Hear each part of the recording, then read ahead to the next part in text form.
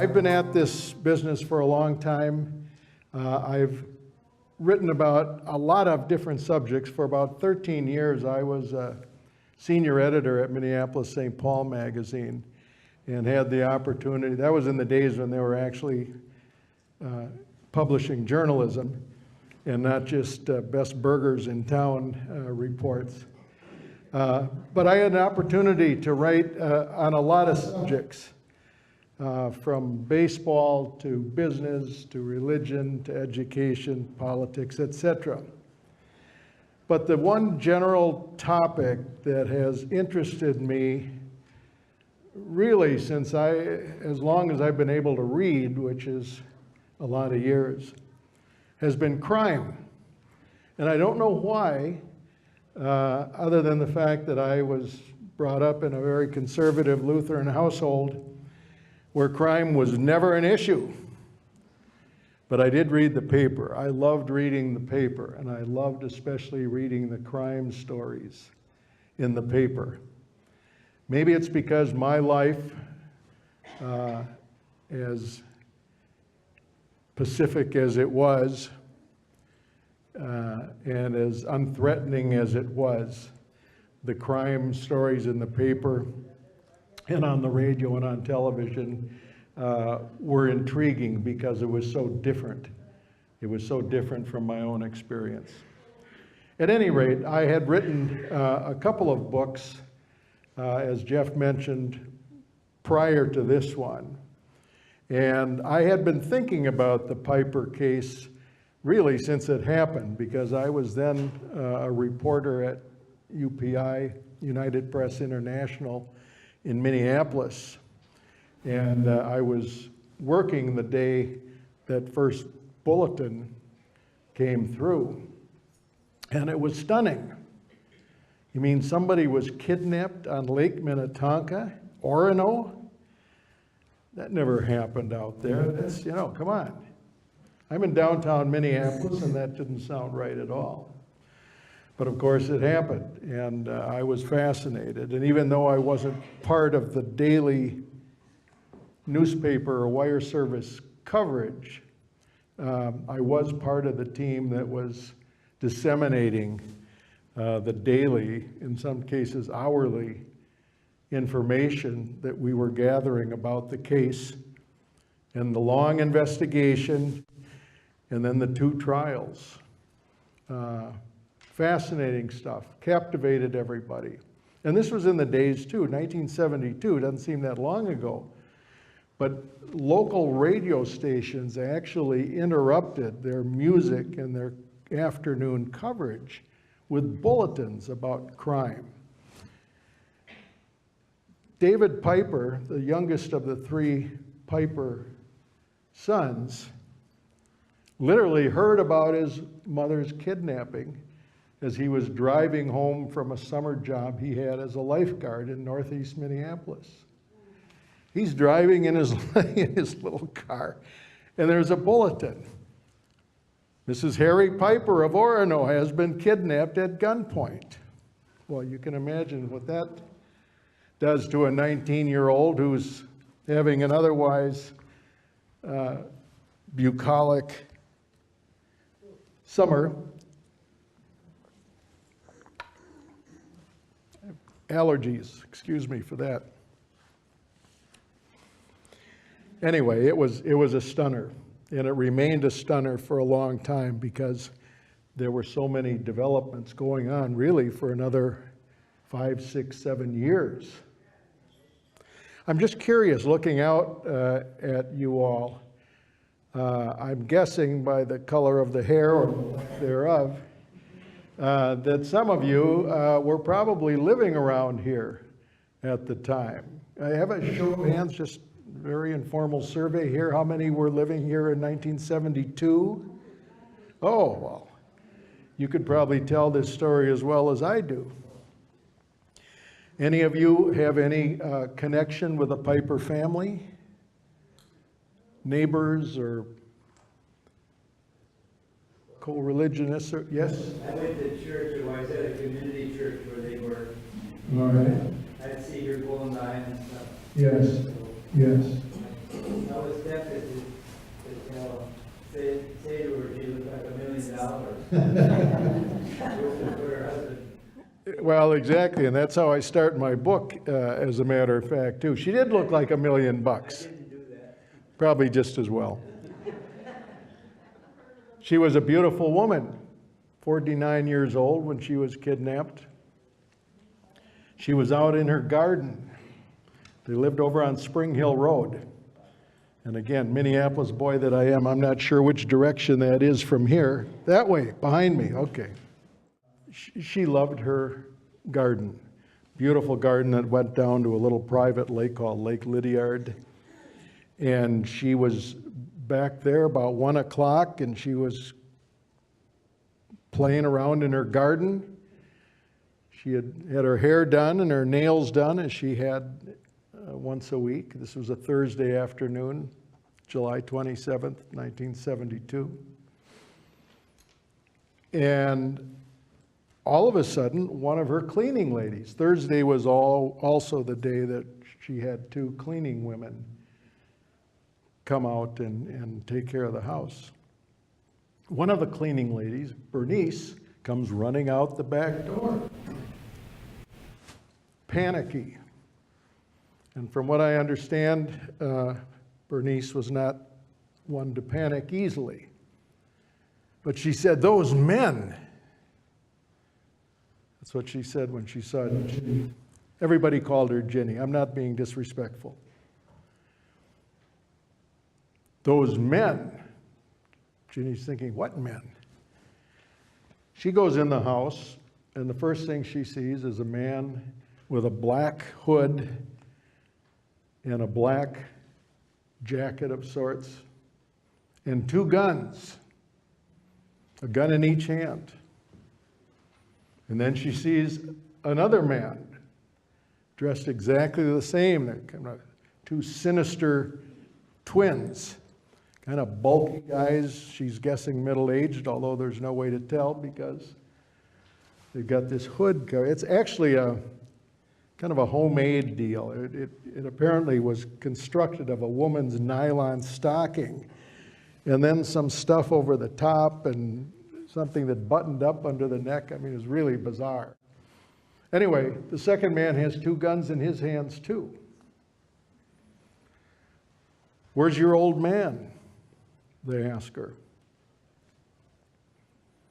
She says, "Well, he's at work. It's Thursday afternoon. Where else would he be?" Well, in fact, he did have places to go on Thursday afternoon, but not this Thursday. This Thursday, he was, in fact, at work downtown in the Baker Building, Piper, Jaffray, and Hopwood. I'm sure you've heard of it. He was chairman of the board at that time, son of the founder. She said, "Where's your safe?" She said, or he said, one of the gunmen said, "Where's your safe?" She said, "We don't have a safe, but I've got some jewelry upstairs that you're welcome to." "Well, we're not interested in that. You're coming with us." So they handcuffed her. One of the thugs brought a pillowcase downstairs. He'd gone upstairs apparently to look around. Put a pillowcase over her head and shoved her out the door. Well, first they tied up the 2 women, the 2 cleaning ladies. And they took Ginny out the front door. And on their way out, one of them left an envelope addressed to family on the table by the living room door. They take Ginny and they throw her in the back seat of a car. They had trouble getting it was a 2-door Chevrolet Monte Carlo. They had trouble pushing that front seat forward so they could access the back. She says, "Good thing I'm thin." Ginny was a pretty cool customer. She's got handcuffs and a pillowcase over her head, and yet she's kind of able to joke about this, or at least make a little light of it. Well, they shove her in, and off they go. She has no idea where, she has no idea to what end, but it can't be good.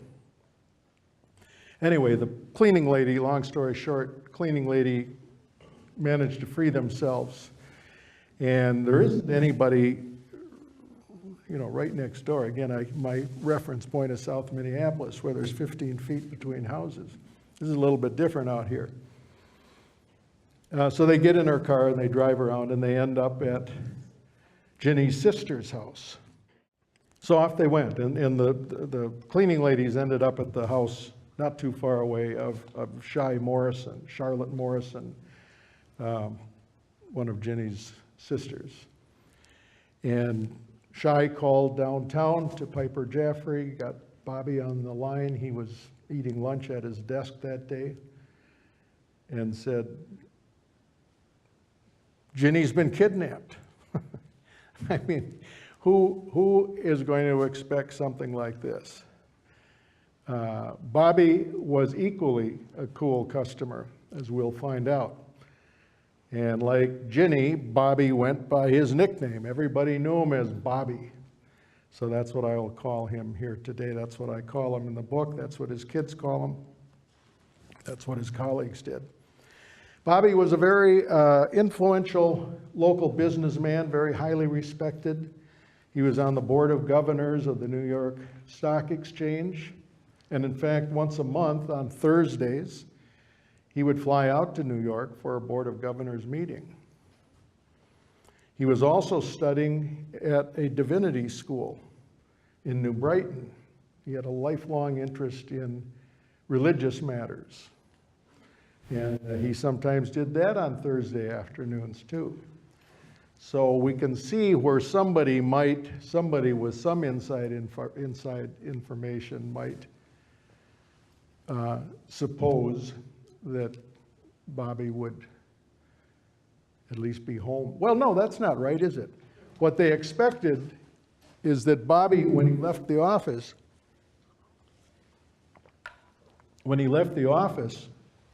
on Thursday afternoons, those Thursdays he did leave early, he went home. Maybe change clothes and swim, or they have a pool in the backyard, or go golfing. Not knowing that when he went home on those Thursdays, he went to divinity class or he went to New York for a meeting. So presumably somebody had some inside information to the extent that they saw him leaving early on Thursdays, but not to the extent that they would know that he didn't in fact go home. Anyway, Ginny by this time is on her way up 35W, eventually to Jay Cook State Park, just south of Duluth. I'm sure some of you know of that spot, a beautiful spot, not far from Duluth. She was blindfolded still, and she was taken to a remote area of the park off Highway 23, and she was kept there for a couple of nights. Bobby had called the FBI immediately, and the FBI, even though there was no indication that this was a federal crime yet, had been involved in kidnapping cases since the 1930s. They were kind of the national kidnapping experts, supposedly. And so they were on the scene immediately. And so were all the local police as well, the Hennepin County Sheriff's Office and the Orono Police, the Wayzata Police, etc. I'm sure some of you would remember some contacts with local police officers who investigated that case immediately. No one had any idea where they went, where the kidnappers went, or what they wanted. But when Bobby got home, about an hour later, he saw that envelope that the kidnappers left in the living room. Tore it open, of course, and there was a couple of tightly typed pages demanding $1 million in $20 bills. Very, very precise instructions. How to bundle them, how to separate them into 4 packages, how to put them in a specially made bag, about the size of a soldier's duffel bag, and await further instructions. Well, Bobby wasn't going to take any chances, and so he decided that that's exactly what they were going to do. He calls his friend George Dixon, who was then president of First National Bank in downtown Minneapolis. They were old pals. All these guys knew each other, but this was in the days when a lot of business was done on a handshake and a promise. And Bobby told his friend George he needed $1 million. Okay, they would put it together. And so the next afternoon, there was $1 million packaged according to the instructions and put in a canvas bag that had been made especially for this package. That night, or the next afternoon, there was a phone call at the house, and Bobby answered it, and it was Ginny's voice. Wasn't Ginny, it was Ginny's voice. The kidnappers had instructed Ginny to say certain things, to give Bobby instructions about the delivery of the money. And he tried to communicate, but of course it was just, there was no talking back on the other end. But anyway, he was to deliver the money according, again, to very specific, precise, no-nonsense instructions that night, Friday night. It's Friday night now. And the FBI, they don't want to do it this way. They're not telling Bobby this, but the FBI by this time is probably thinking, Mrs. Piper is dead. You know, let's be realistic here. They're not saying this, but this is what usually happens in these cases. So let's, you know, our job will be to catch these guys. So they wanted Bobby to drive at first and then have a FBI agent in the trunk of the car or the back seat of the car. They wanted to follow him. They wanted another agent to pretend he was Bobby and to drive the car. They had all these schemes. And Bobby said, no, it's my decision. It's ultimately my call. And I'm going to do exactly what the kidnappers are telling me to do. It's my wife whose life is at stake here. So off he goes that night following these instructions. He follows several points per the instructions, all taking him toward the edge of downtown Minneapolis.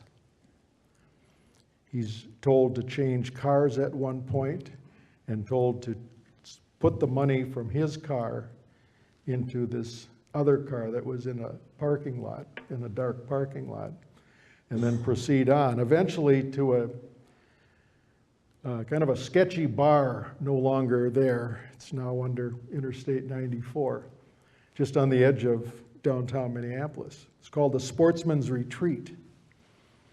And he was told to leave the car with the money in the trunk in the dark parking lot. Go in the bar, make a couple of phone calls, and then he was later told, a few minutes later, he was told to take the car and proceed to Bloomington. Presumably the money had, while he was in the bar, the money had been taken out of the trunk of that car and spirited away by the kidnappers. Bobby follows the instructions precisely and ends up in Bloomington. Then he ends up going home per instructions. The FBI impound the car, thinking Ginny's gonna be in the trunk. She isn't. There's nothing in the trunk, including the money. So we still don't know where she is. It's now Saturday morning. Ginny's been gone almost 2 days. And a clergyman, a Lutheran pastor named Hendrickson in Minneapolis gets a call in the morning. And an unidentified voice tells him where Ginny Piper can be found and tells him to call the FBI, which he does, of course. 3 hours later, the FBI, several agents, are in Jay Cook State Park, and they rescue Ginny. They find her wet and dirty.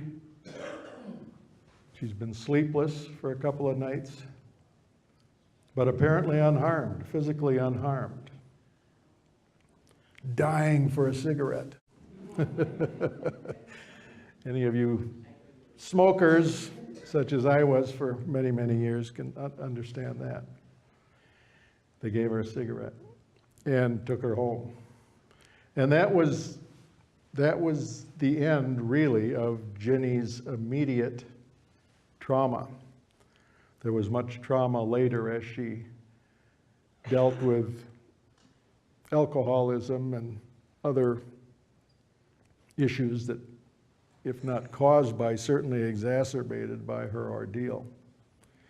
And then the long, fruitless investigation until two men, Kenneth Callahan and Donald Larson, two kind of low echelon criminals in town, thieves and counterfeiters and so forth, were finally arrested and indicted 16 days, 16 days before the federal statute of limitations expired on kidnapping. How many years later was that, if it's 16 days before? Well, the federal statute, or the federal limitation statute is 5 years.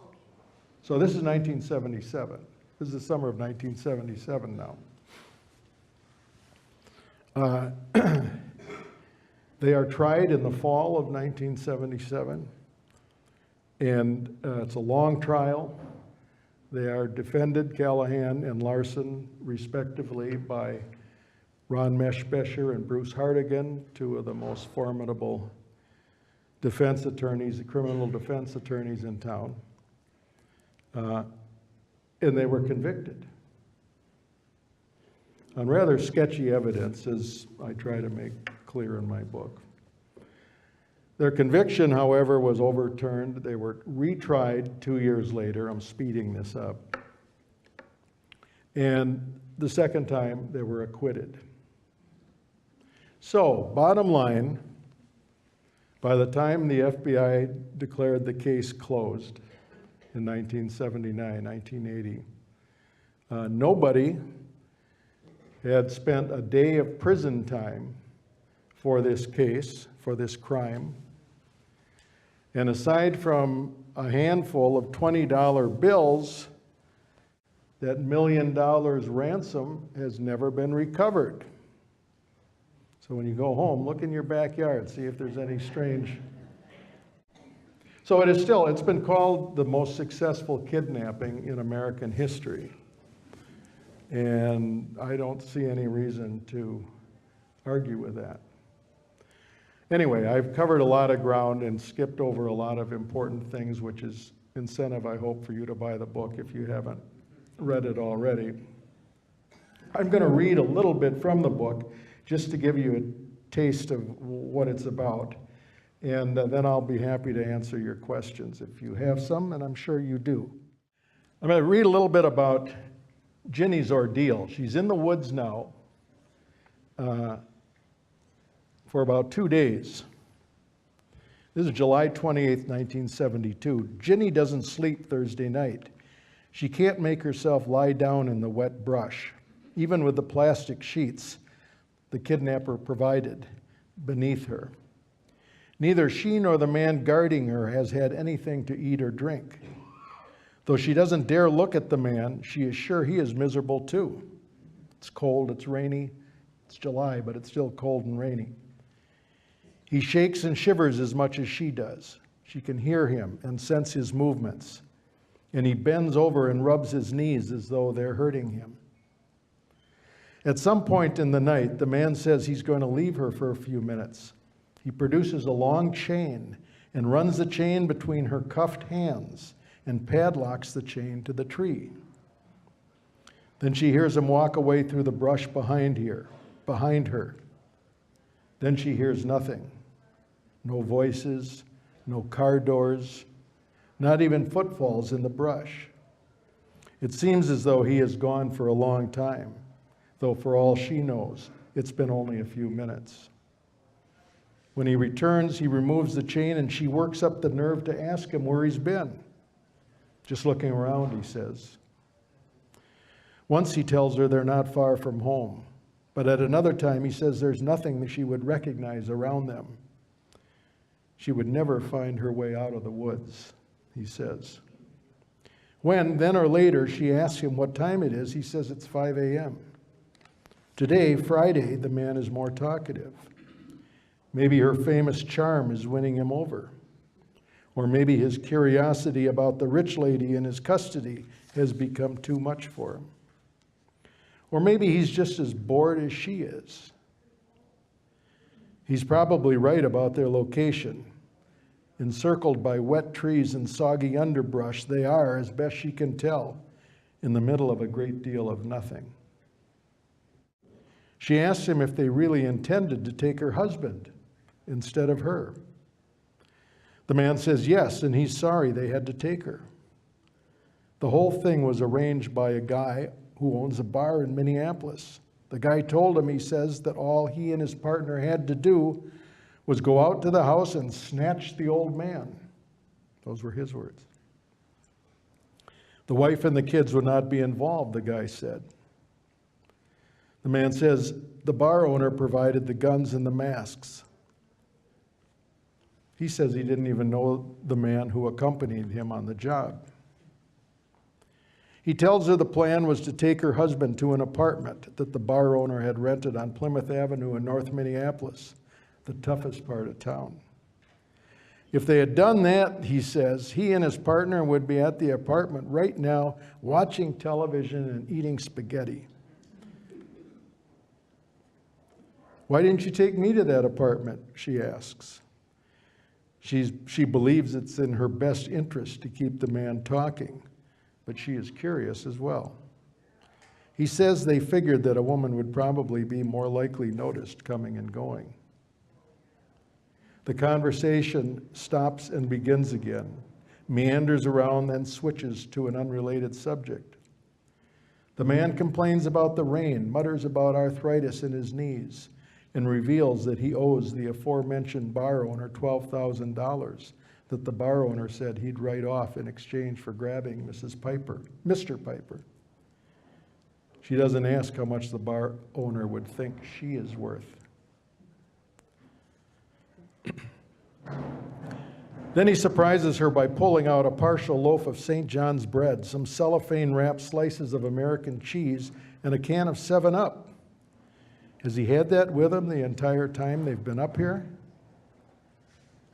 Or did he retrieve it from a stash somewhere, or maybe a car parked down on the road during one of his many excursions into the brush? He gives her a slice of damp bread and a piece of cheese and opens the can of soda. The man also produces a partial pack of cool cigarettes, which excites her as much as the food.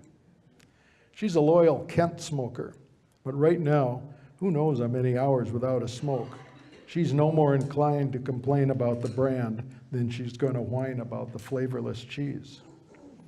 The cigarette he hands her, like the bread and cheese, is wet, and it takes him several attempts before he can get a match it lit.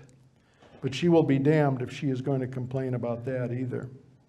The cigarette's menthol sears her throat and nasal passages, but the rush from the tobacco smoke that surges through her body is heaven. Afraid of angering the man and maybe turning him violent, she has followed his order and assiduously avoided looking at him. She often sees him or parts of him in her peripheral vision, but she has not seen the whole man straight on. When he finally strikes a match and extends the flame for her cigarette, she sees his hands now ungloved. She sees that he is a white man, or maybe an American Indian, and he wears a watch, white numbers on a black face, with a black band on his left wrist.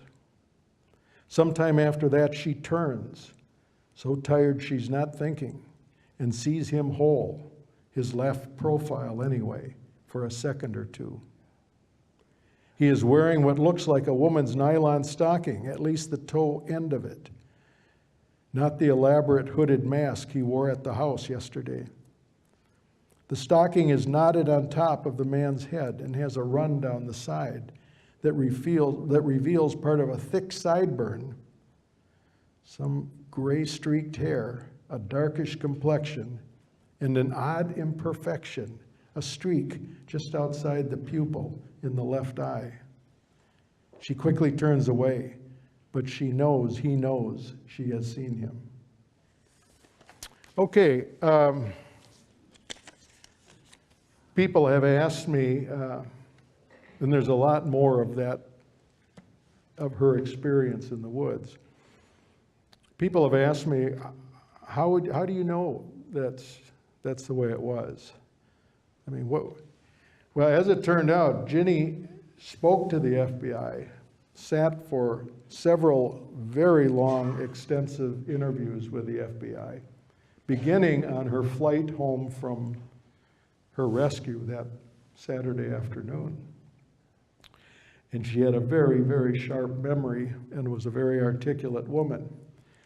So you could practically write a book entirely about, what it's like to be kidnapped and stuck in the woods with a silent kidnapper for 2 days. There was that much information. Some of it you just surmise. If you've been a long-time smoker, for instance, you certainly can feel the excitement another long-time smoker would feel when she finally gets a cigarette. Anyway, again, this is just a small part of a very long and complicated and heavily populated story. So that's the best we can do for today, but I would be happy to answer your questions about the Piper story, or about the process of writing a book, this book or any book, and or how I managed to keep my GPS on even while I was trying to turn it off. Okay, any questions? Yes, sir. Was there a guy called Jimmy Johnson that was a suspect for a while? The FBI interviewed or interrogated, depending on how you want to look at it, more than 1,000 people. I don't recall a Jimmy Johnson per se, but this is 7, 8 years now since I've done the research, and there well might have been, because there were a lot of people. If you ever mowed the lawn for the Pipers, or washed windows, or hired on to tend bar for one of their parties, you were tracked down by the FBI and interviewed. I've done a lot of these readings, and people have come up to me afterward and said, hey, the FBI talked to me, or the FBI talked to my old man. They were looking for everybody. This was a very difficult time for the FBI, as you may recall. Just a few months before the Piper kidnapping, there was the D.B. Cooper case. Remember that? The guy who hijacked the plane over Washington State and jumped out with $200,000. Doesn't seem like much by comparison, does it? Jumped out and was never found. That was the FBI's case. Tremendous frustration for them. J. Edgar Hoover had just died. There was the Watergate situation. There was the takeover of Wounded Knee in early 1973. The FBI was under a lot of pressure. And this was a case that had headlines all over the world, and was very embarrassing for them that they weren't able to solve it quickly. So, yeah, there might have well have been a Jimmy Johnson. Do you know a Jimmy Johnson who was? Why do you ask that, sir? Well, because at the time it was in the newspaper, and the most famous thing about that was that he had been Ron Eschbecher was defending him. In another kidnapping. And then there was a shot through the window on County Road 42, and mysterious Mike was his alibi. Jimmy Johnson, yes. It rings a bell because he was involved in the kidnapping of the banker's wife in South St. Paul the following year. Kronholm. Eunice Kronholm, remember that name? Yeah, I stand corrected. Okay, yeah. And yes, Meshbesher was his attorney, at least for a while, too. They did? Yeah, he was convicted. Yeah. Thank you. Mm-hmm. Anyone else? Yes, sir. The car that was used, it was a green Chevy. It was a two-tone dark green Chevy Monte Carlo, which was stolen, by the way. And the plates were stolen separately. Do you know about Willie Pruitt? Willie Pruitt? Again, doesn't ring a bell. Who was he? Big time gangster. Was he involved with the stolen car? Was it his car? Well, my wife is telling me to shut up.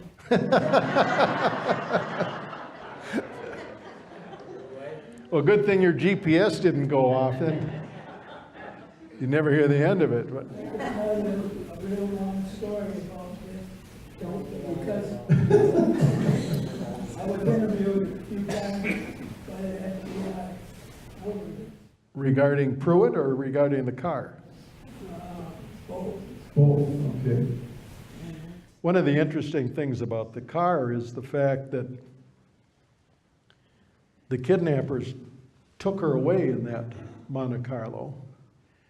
But then, against all common sense, and also suggesting that these guys were rank amateurs, they drove back to town after they left her, at least one of them did, after he left her up in the woods. And then that car eventually ended up being the car that Bobby delivered the money in after he was told to switch cars on the night of the delivery. And of course, he had no idea that it was the kidnapped car. But there he is, driving in the dark with $1 million in the trunk of this car that his wife had been hauled away in. Kind of unbelievable, isn't it? Okay, anybody else? Yes, ma'am. Did they ever find what bar was connected to the bartender that was paying for them to do this? Did they have any connection? Well, there was a bar owner named Oscar Fleitman who had a bar on Lake Street, just off Lake Street in Lindale in South Minneapolis. And yes, he was a friend of both Callahan and Larson. This was kind of a hangout for them. And they would drink there frequently and so forth. He was interviewed several times by the FBI. He was actually brought before a grand jury along with many others. And the FBI eventually decided that despite his connections, he probably didn't have anything with it, had anything to do with the case. It's my belief, and the belief of some of the investigators as well, that the stuff that the Ginny's guard told her those 2 nights in the woods was kind of just misinformation. He was just talking. He said, for instance, that on Monday, this was a Thursday and Friday, on Monday he had to be back in town to go to the Union Hall and get his next job as an asbestos worker. Now, here's a guy who's just walked off with $1 million. Are you going to go work on asbestos? Probably not. But he told her all kinds of stories like that made you kind of question his credibility. So who knows if that was even the bar owner that he was referring to. But it was one they quickly got onto because they knew that these guys hung out there. Was this a fun story for you to write? I don't make the word fun, isn't it? But it sounds like there's so many, It's a lot of fun, and fun is exactly the right word. I do make a little money on this, but I write for the sheer pleasure of researching and writing, absolutely. Thank you. Yes, sir. I think you mentioned that a few of the $20 bills that were the ransom were traced.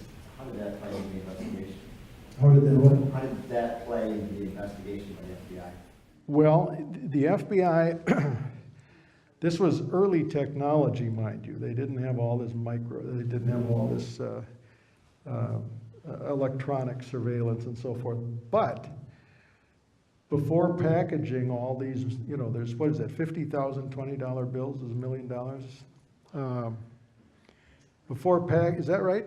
Someone do the math here for me before I have to look at the book.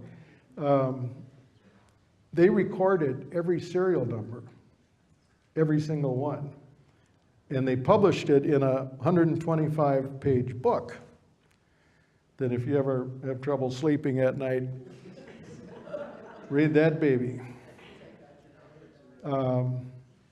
And so that was distributed to banks and other financial institutions around the country. And that's how they managed to come up with a few that were exchanged.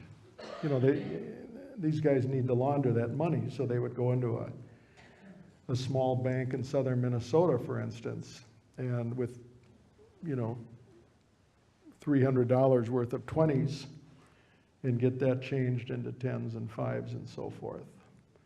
But that's what they were looking for. That was going to connect them to the kidnapping. That didn't provide any clues that led to the arrest of Callahan or Larson. Nope, except that one of the guys who was described as exchanging this money in Owatonna and Rochester and so forth was kind of middle-aged, heavy-set white guy, well, like 10 million other Minnesotans, right? It hardly does the trick, but there was no specific, and these guys wore gloves all the time too, so the fingerprints were not an issue except one notable case that I can talk about later. Yes, sir. Did Jay Cook,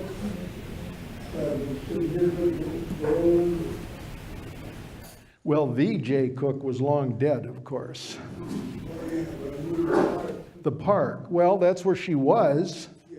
And the FBI, of course, scoured the little site in the woods where she was held. They found some cigarette wrappers and some food wrappers and so forth.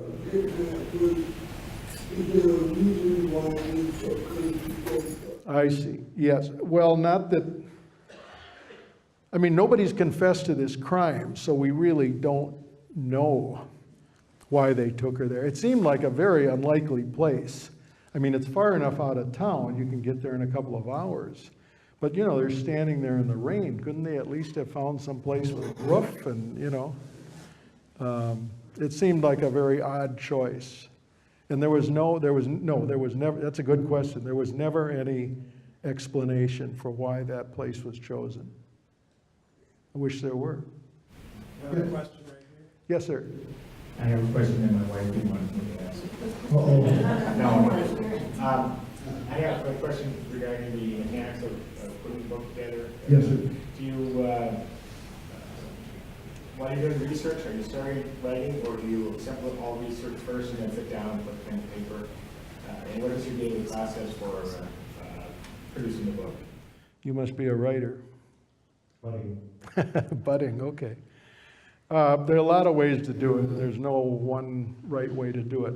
I tend to do all my research first, meaning I talk to people, I go through all the documents. And in this case, there were 80,000 pages of FBI documents alone that I got from Harry Piper III.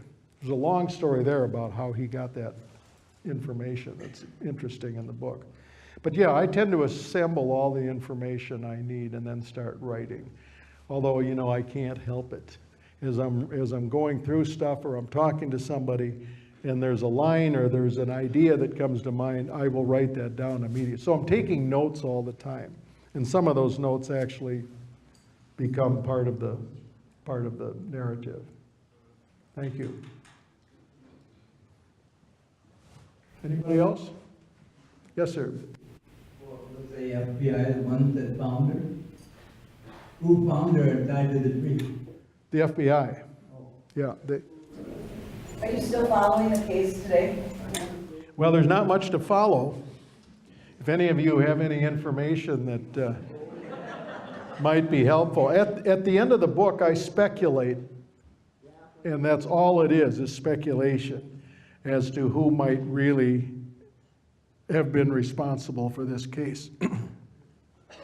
I don't think it was Callahan and Larson. Or if it was, they were just lackeys. This was too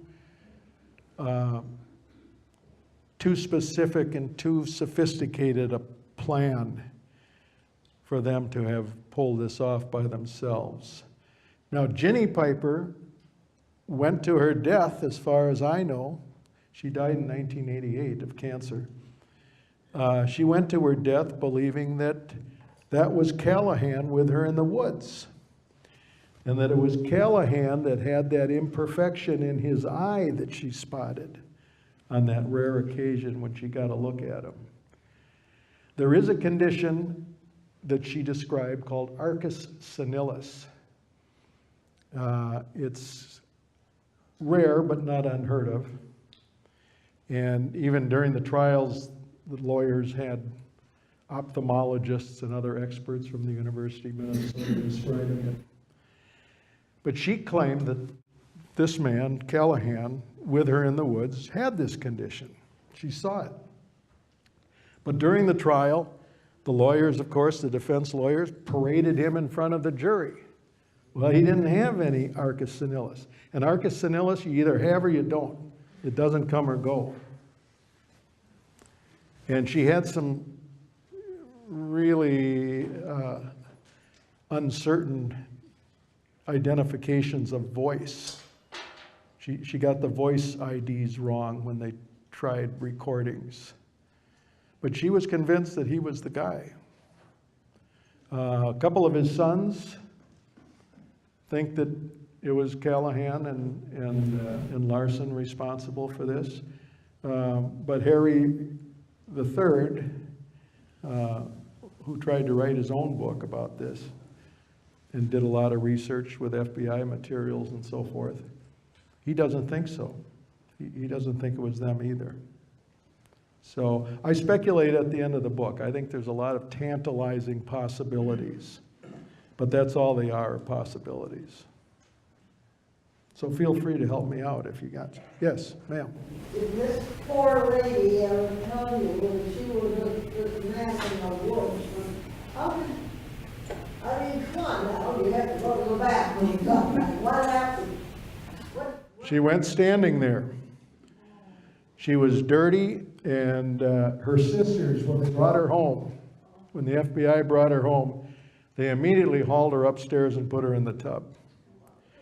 And Ginny she was a beautiful woman and very much out there with hair done and beautiful clothes and all of that. But she was also very modest, and even with her sisters, the notion of being undressed but she was a mess. She smelled bad. You might imagine, yeah. So no, it was an ordeal. He never laid a hand on her though, which is interesting. There was never any reported touching or any sort of molesting, much less a rape or assault of that sort. I mean, aside from putting handcuffs on you and chaining you to a tree, which is certainly a form of assault, there was nothing beyond that, which I thought was surprising. Yes, ma'am. Going off his question, did you talk to the Pipers, or is all this from the FBI pages? I talked to the three sons at great length, and I talked to some other relatives. Ginny and Bobby were both dead. She in '88, as I said, and Bobby died also of cancer 2 years later. So no, I didn't talk to either one of them. But again, there was so much information in their words in the FBI documents that it was like talking to them. So I feel I understand sort of what their experience was. Yes, ma'am. Sir, sorry. Whoever. Are they still looking for the money that never showed up? Not that I know of. You know, the FBI simply decided that it was Callahan and Larson, and that second jury was all wrong, and forget it, they caught their men, case closed. They literally threw out all the tangible evidence that they had. There wasn't much, but they threw it out. Huh? Why did they do that? Good question. You know, getting information out of the FBI is not particularly easy, especially when it's potentially embarrassing. The FBI is an amazing organization, and the best we have, really. But they're looking out for themselves, and they don't like to be embarrassed. Did they use any DNA? Do you think? What wasn't available in those days. This is 1972. Did they have any things they could check? Well, that was all thrown out. That's what I'm saying. Harry Piper III tried mightily. In fact, he went to court. He was a lawyer. He went to court to get all this stuff from the FBI. He finally managed to get 80,000 pages of documents, much of which were redacted. I mean, whole sheets just full of black ink. Pretty amazing to see. And of course, all the evidence was gone. They had burned it or dumped it or whatever they do with their evidence when a case is closed. So no, there was nothing. That's what he wanted to do, because there was DNA technology when he was researching his book in the late 90s. So, yes, sir. What happened to Larson and Callahan? Well, this story is so bizarre, it's almost beyond belief. Callahan moved to Cumberland, Wisconsin with his wife and he was a woodworker when he was not stealing things. He was a cabinet maker. That was his trade. And he opened up a shop in Cumberland and befriended the local police there and lived there until he died about 10 years ago, or more than 10 years ago. Don Larson, who was not much of anything other than a thief, ended up murdering 5 people. This was, as I say, it's just kind of unbelievable. In 1976, 4 years after the kidnapping, his estranged wife, Ruth, had talked to the FBI, as had everybody else who had any sort of connection to this case. And we don't know what she told the FBI, maybe nothing. The first time they talked to her, she said, oh yeah, he was home having dinner, Don Larson was, the night of the kidnapping. But then they talked to her again, and who knows what she told him, if anything. Anyway, Don Larson bought a farm, a rundown farm up outside of Willow River in Pine County. And one April morning, he went up there and murdered his estranged wife, her lover, who lived in the neighborhood, and 3 of their combined family kids in cold blood. Yeah,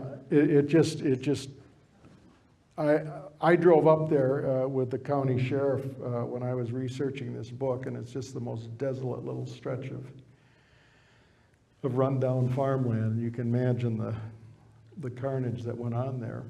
So he was convicted of first, second, and third degree murder and spent the rest of his life in prison.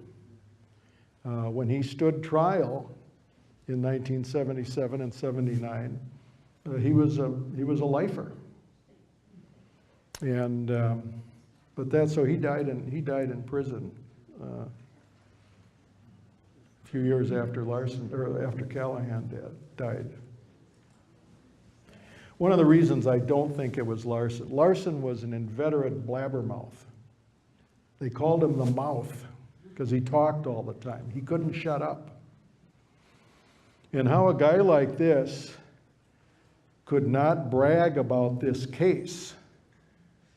You know, he's in prison. What else are you going to do except talk and brag about your exploits, right? That's all you got to do in prison. Well, he never did, at least not about this case. So I'm thinking, knowing what I know about Don Larson, I would be very surprised if he didn't brag about it. I mean, what was he going to do? He was already life in prison. So. Any other questions? If not, let's give Bill a big hand.